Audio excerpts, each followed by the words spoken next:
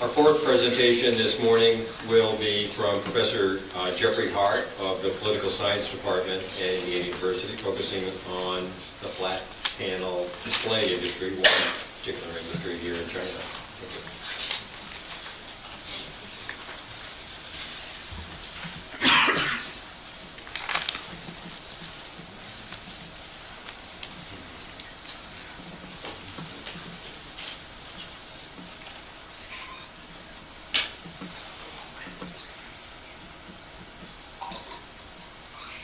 Okay, I don't have time for a joke, so just laugh anyway.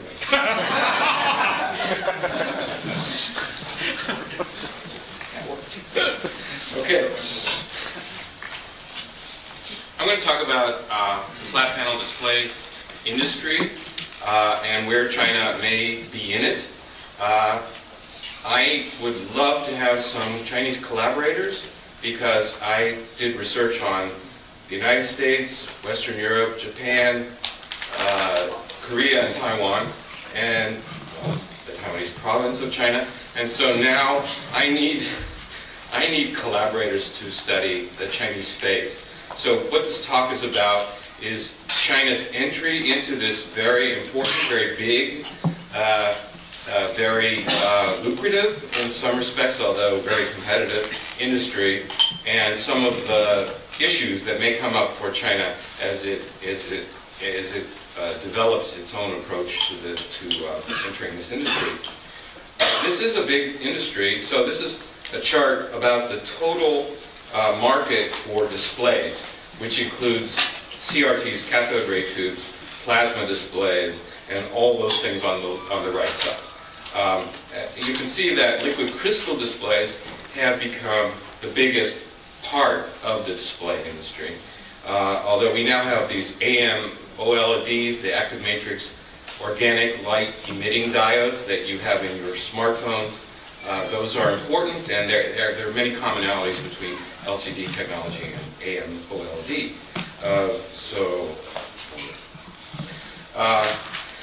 This shows you what the applications of the so-called TFT LCD, which is the biggest part of the LCD market. And you can see that TV is a growing part of the total market in terms of units, and more importantly is an increasing part of the revenues in the display market. And this is really relevant for China, partly because it has a big internal market. Actually, this is one way that China can develop its domestic market. It doesn't really have to because people want to buy these TVs. Turns out I have some statistics from Corning, China, which says that the installed base of televisions in China is 435 million sets, and compared to the U.S., 300 million. The total annual TV market in China is 46 million, whereas the total annual market in the U.S. is 40 million.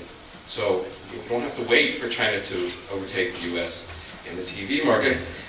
But the big difference is that only 13% of TVs in China are LCD TVs, whereas it's already 35%. Actually, I think it's higher now. So let me move on to that. So if we look at total world sales of TVs, that green stuff is LCD TVs, and they're taking over the market, basically.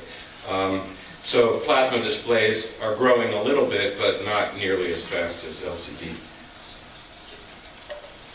And if we look at the share of flat panel TVs by country and region, you can see that Japan was the leader in terms of the switch over to flat panel TVs. That includes plasma and LCD. And North America, a little bit behind. Western Europe is actually closer to Japan than North America. But that, let's see, the China line is the orange. Okay? So we see a very, very rapid increase in the share of the TV market that is now flat panels, and so hence, in other words, a lot of demand in China for this type of display, and consequently opportunities for Chinese firms to supply the demand. If we look at the production shares of TFT LCDs by location between 1993 and 2005, You see just the little black thing at the end there, that's the Chinese share of production. Okay, so this is early phase. I think it's gone up to about 8%, but the two leaders are still Korea and Taiwan, which is kind of an interesting thing. We see, if you included the U.S., it would have gone from 100% to 0 before the Japanese decline, but considerably before. But basically, at the expense of Japan, Korea's and Taiwan's TFT LCD business has grown rapidly. Oh, I guess I do have the purple for the U.S. Okay, so here are the major players. As of 2011, Sharp of Japan is still a very important firm, although obviously the Japanese share of the total market has gone down. Sharp and all the other Japanese firms have diversified out of what they call commodity displays for laptops and computer monitors, and they've focused in on the more high value-added end of the display market, smaller unit numbers and higher profit margins. Korea, it's Samsung, LG, Philips, which is a joint venture between LG and the European company Philips. And then there's a joint venture between Sony and Samsung, which is also a big player in Korea.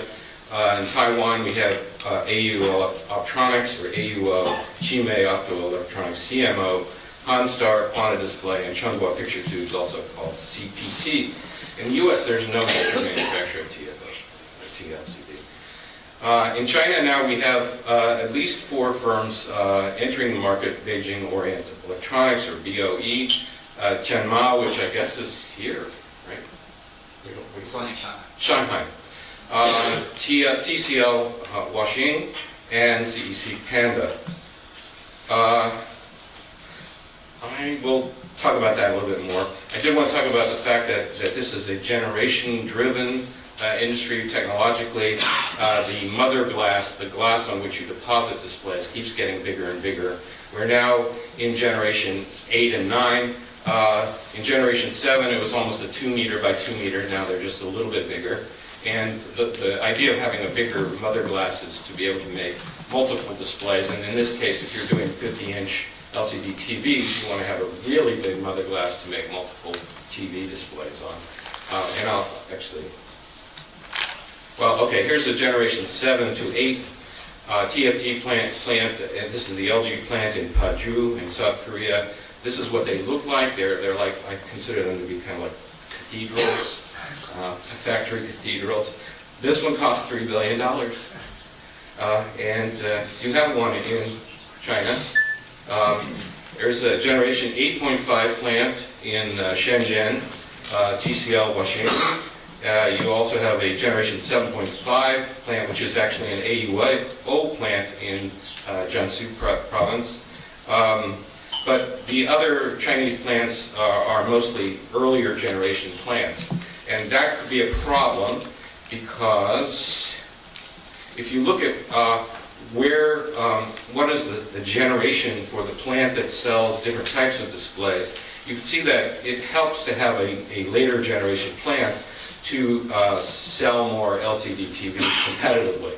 So basically, in order to make those big TV displays, you really need those big mother glass plants, and that's a challenge. And it's one that so far only one Chinese-owned plant and one Korean plant, Taiwanese plant that has invested in China, in mainland China, has so far tackled. So this is a challenge, I think, for the industry.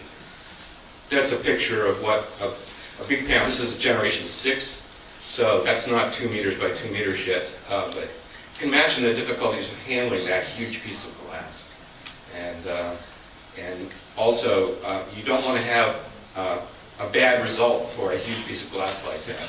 So wastage could be a real problem if you have that inefficient plant. There's a huge amount of learning that goes into making these plants work effectively. And basically, internationalization is a kind of an essential part of this industry. It's a very globalized industry. So I have one slide that kind of points that out. If you look at who dominates the glass supply business for the special kind of glass that's needed for plants, they're Corning and Asahi glass and shot glass from Europe are the major manufacturers, and I believe that Corning China is the main supplier. But I don't know whether I need to know. If you guys can help me out, I'd like to know where the Chinese plants are getting their glass from, besides Corning, and how that's working out. The tools here are very specialized. In the U.S., we have Applied Technology and Photon Dynamics, which are still supplying the major producers. Japan has Canon, Nikon, and Shimadzu. Tokyo Electron are major tool makers, and in Europe it's Unaxis.